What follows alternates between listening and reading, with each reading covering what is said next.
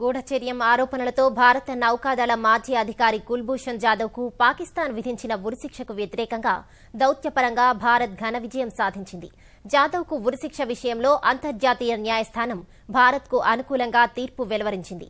జాదవ్కు విధించిన ఉరిశిక్షను తదుపరి ఆదేశాలు వచ్చే వరకు నిలుపుదల చేస్తున్నట్లు కోర్టు వెల్లడించింది.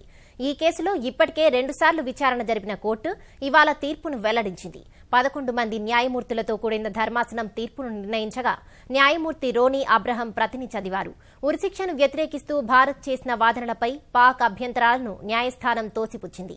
వియన్నా ఒప్పందం ప్రకారం దౌత్య మార్గంలో జాదవ్ను కలుసుకునే అవకాశం భారత్కు ఉందని కోర్టు అభిప్రాయపడింది.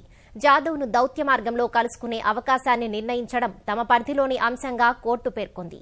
కుల్భూషణ్ జాదవ్ను అరెస్టు చేసిన పరిస్థితులు వివాదాస్పదంగా ఉన్నాయని న్యాయస్థానం పేర్కొంది.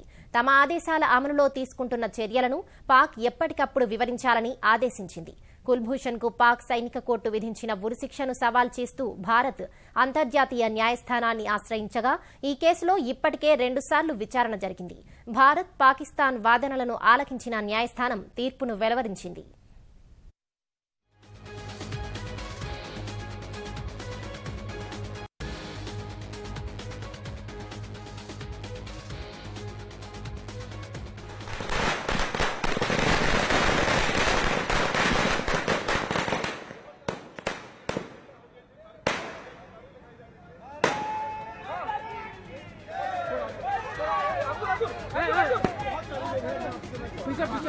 पीछे पीछे की जा रही है और लोग